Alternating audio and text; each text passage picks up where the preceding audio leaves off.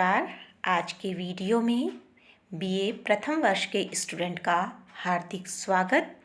आप लोग राजनीतिक सिद्धांत पेपर पढ़ रहे हैं और इसके अंतर्गत आज हम संप्रभुता और बहुलवाद के बारे में जानेंगे। इसके अंतर्गत हम संप्रभुता के अर्थ को देखेंगे, संप्रभुता के लक्षणों को और संप्रभुता के विविध रूपों का वर्णन करेंगे। स्टूडेंट्स, राज्य के अनिवार्य तत्वों में संप्रभुता का नाम आता है और अगर हम यह कहें कि संप्रभुता के बिना राज्य की कल्पना नहीं की जा सकती तो यह सर्वथा उचित होगा। राज्य के लिए संप्रभुता उतनी महत्वपूर्ण है जैसे कि व्यक्ति के लिए जीवन का महत्व होता है। संप्रभुता के कारण राज्य जो है वो अपने समकक्ष अन्य समुदायों से उच्चतर स्थिति प्राप्त करता है। संप्रभुता के माध्यम से राज्य के द्वारा अपने कर्तव्यों का संपादन किया जाता है। राज्य के प्रारंभ से लेकर राज्य के द्वारा जो भी कार्य किए जाते हैं उनमें शांति और व्यवस्था स्थापित करना राज्य का महत्वपूर्ण कार्य कहा जाता है और राज्य शांति और व्यवस्था तभी स्थापित कर पाता है जबकि उसके पास संप्रभु शक्ति हो। इसलिए हम यह बात कह सकते हैं कि संप्रभुता के बिना राज्य के अस्तित्व की कोई भी कल्पना नहीं की जा सकती। अब हम बात करते हैं संप्रभुता के शाब्दिक अर्थ की, तो यह आंग्ल पर्यायवाची सॉवरेनिटी लैटिन शब्द सुपर और एनस से लिया गया है जिसका अर्थ होता है सर्वोच्च शक्ति। यानी शब्द की व्युत्पत्ति से यह बात स्पष्ट होती है कि संप्रभुता जो है वो सर्वोच्च शक्ति के रूप में मानी गई है। संप्रभुता के सर्वप्रथम व्याख्याकार जीन बोंदा को माना गया है। जीन बोंदा के अनुसार संप्रभुता नागरिक व प्रजाजन के ऊपर राज्य की सर्वोच्च शक्ति है जिस पर कानून का कोई अंकुश नहीं होता। इसी तरह विलोबी ने भी संप्रभुता की परिभाषा दी है। विलोबी के अनुसार संप्रभुता राज्य की सर्वोच्च इच्छा होती है।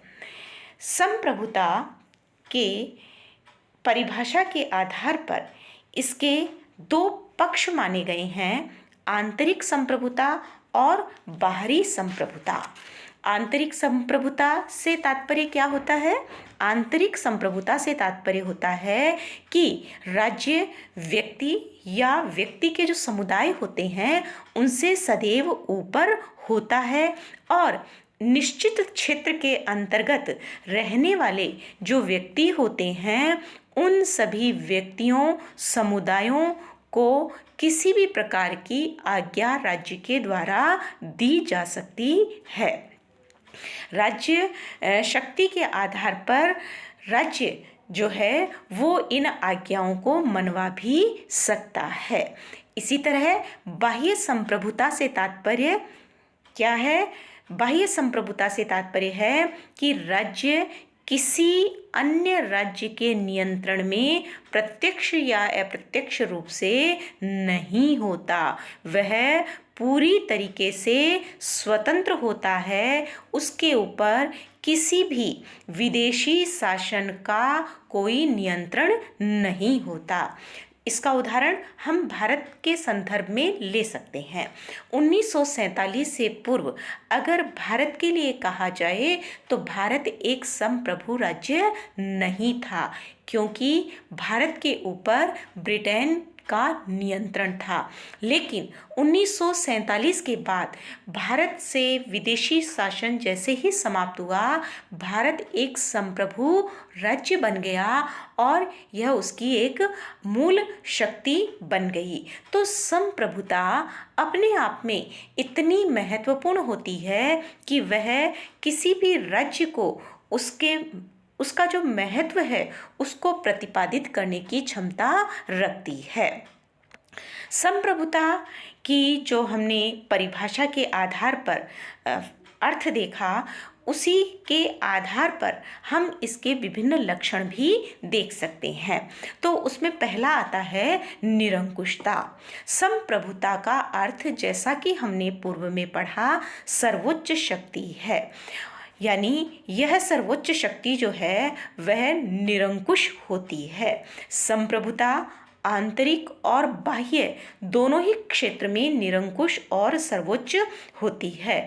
आंतरिक क्षेत्र में संप्रभुता सभी व्यक्तियों और समुदायों के ऊपर नियंत्रण रखती है और शक्ति के आधार पर भी वह अपनी आज्ञा को मनवा सकती है, और बाह्य आधार पर वह अन्य किसी राज्य के नियंत्रण में नहीं होती, पूरी तरीके से स्वतंत्र होती है।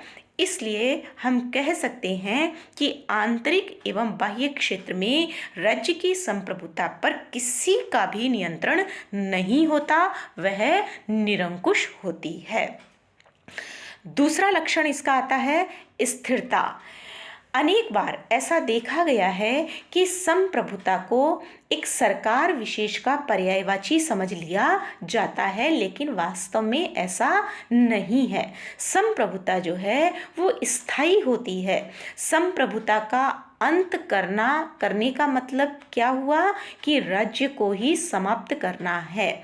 जैसे कि ब्रिटिश संविधान में कहा जाता है, राजा मृत है, राजा चिरायु हो।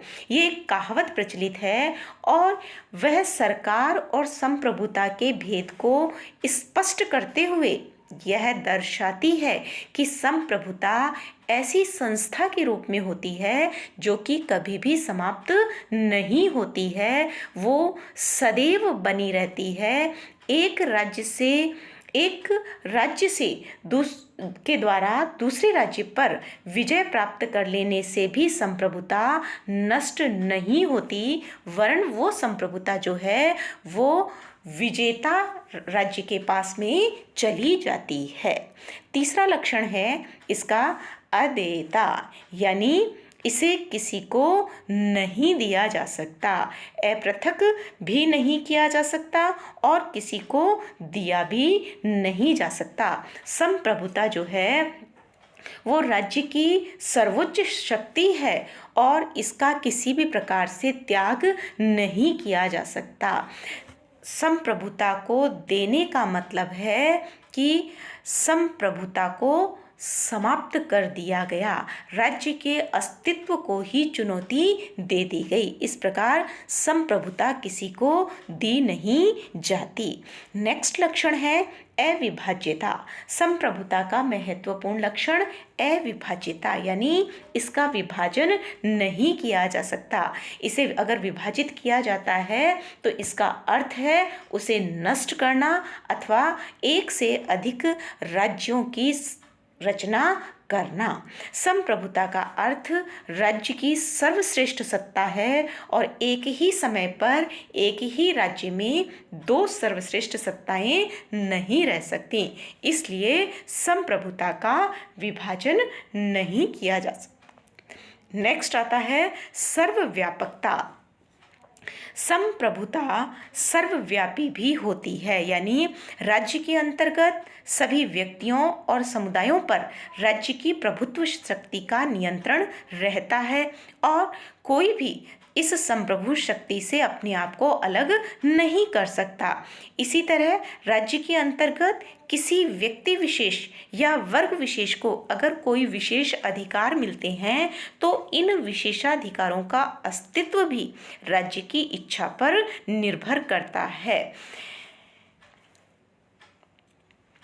यानी संप्रभुता सबके ऊपर होती है, सर्वव्यापी होती है। नेक्स्ट लक्षण है मौलिकता।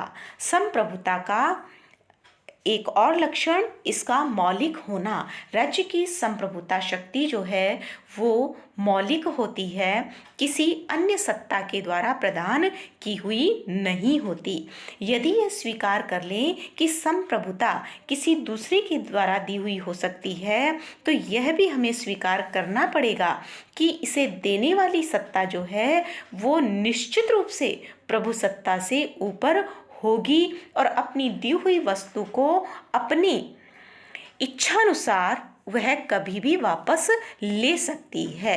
तो इस प्रकार हम देखते हैं संप्रभुता के लक्षणों में इसका निरंकुश होना, स्थिर होना, अदेय होना, अविभाज्य होना, सर्वव्यापी होना, मौलिक होना, ये सब संप्रभुता के महत्वपूर्ण लक्षण माने गए हैं, जिसके आधार पर किसी राष्ट्र की संप्रभुता ज्ञात होती है।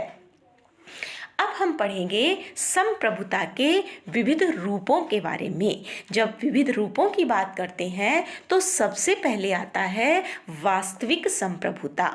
वास्तविक जो संप्रभुता होती है, वास्तविक संप्रभुता का मतलब होता है कि वास्तव में शक्तियों का प्रयोग करने वाली संप्रभु शक्ति।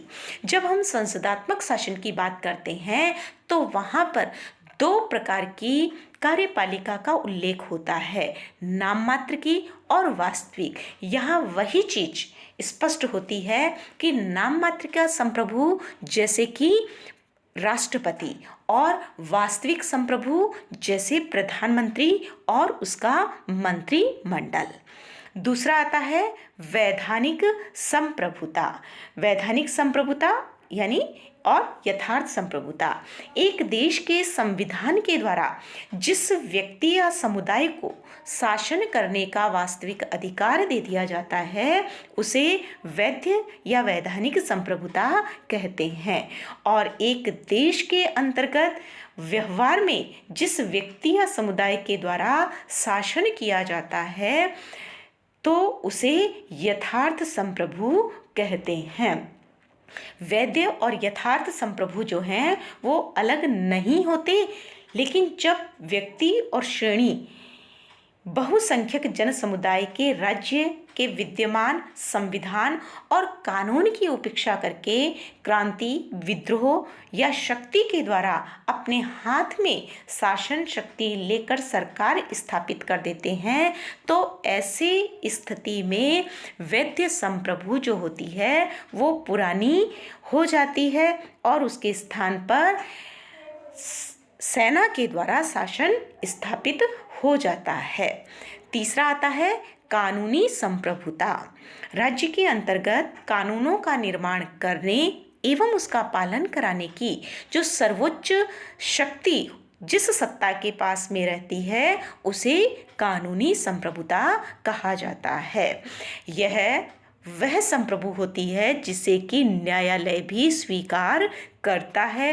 अगर सैद्धांतिक दृष्टि से देखा जाए तो इस सर्वोच्च शक्ति पर किसी प्रकार का कोई प्रतिबंध नहीं होता और इसके द्वारा नैतिक निर्देशों और जनमत के आदर्शों का उल्लंघन किया जा सकता है। कानूनी संप्रभु जो है वो निश्चित होता है, न्यायालय के द्वारा स्वीकृत होता है। यह किसी एक व्यक्ति या व्यक्ति समूह में निहित हो सकता है। इसके अलावा ये संगठित भी होता है, स्पष्ट भी होता है और विधि के द्वारा मान्यता प्राप्त भी होता है। इसके अलावा कानूनी संप्रभु जो है वो असीमित और सर्वोच्च भी होता है। नेक्स्ट आता है राजनीतिक संप्रभुता। जब हम राजनीतिक संप्रभुता की बात करते हैं तो हम स्विट्जरलैंड जैसे प्रत्यक्ष प्रजातंत्रीय शासन व्यवस्था वाले देशों की बात भी कर सकते हैं। वहाँ पर कानूनी संप्रभुता और राजनीतिक संप्रभुता में किसी प्रकार का कोई अंतर नहीं देखा जा सकता। जिस तरह प्रतिनिध्यात्मक प्रजातंत्र में जो कि लगभग विश्व के अधिकांश राष्ट्रों में प्रचलित है, वहाँ कानूनी संप्रभु और राजनीतिक संप्रभु जो हैं वो अलग अलग इकाइयों के रूप में मौजूद होती है। कानूनी दृष्टि से इंग्लैंड में पार्लियामेंट संप्रभु है, लेकिन वास्तव में पार्लियामेंट की सत्ता पर प्रतिबंध है। पार्लियामेंट जनता के कल्याण और इच्छा के विरुद्ध किसी भी प्रकार का कोई कानून नहीं बना सकती, और अगर ऐसा बनाती है तो जनता पार्लियामेंट के सदस्यों को चूंकि निर्वाचित करती है तो वह उन पर नियंत्रण भी रखती है। अंतिम आता है लोक संप्रभुता। 18वीं शताब्दी तक यह देखा गया कि विश्व के लगभग राज्यों में स्वेच्छाचारी शासन या जिसे कहें निरंकुश राजाओं का शासन रहा। इन राजाओं के शासन काल में ही जब कुछ व्यक्तियों के द्वारा लोकप्रिय संप्रभुता के सिद्धांत को स्वीकार किया गया, जैसा कि मार्सिलियो ऑफ पेडुआ, विलियम ऑफ ऑकम, इनका नाम लिया जा सकता है। और विशेष रूप से जब लोकप्रिय संप्रभुता की बात हो, लोक संप्रभुता की बात हो, तो हम रूसो को नहीं भुला सकते। रूसो ने इस बात का प्रतिपादन किया था कि जनता की वाणी जो है वो ईश्वर की वाणी है। राज्य की प्रभुत्व शक्ति जो है वो जनता में निहित होती है, और सरकार शासन व कानून निर्माण की शक्ति जनता से प्राप्त करती है। तो इस तरीके से हमने देखा संप्रभुता के विभिन्न रूपों के बारे में कि संप्रभु औपचारिक भी होती है और वास्तविक भी होती है, वैधानिक भी होती है, कानूनी भी होती है, राजनीतिक संप्रभुता भी होती है, और अंतिम में लोक संप्रभुता भी होती है। तो इस प्रकार हमने अपने इस वीडियो में संप्रभुता के अर्थ के बारे में, संप्रभुता के लक्षण के बारे में और संप्रभुता के विविध रूपों के बारे में पढ़ा। हम अपने अगले वीडियो में ऑस्टिन का संप्रभुता सिद्धांत, चूंकि संप्रभुता के प्रखर विचारकों में ऑस्टिन का नाम आता है, तो उनके संप्रभुता पर जो विचार थे उनके बारे में अध्ययन करेंगे।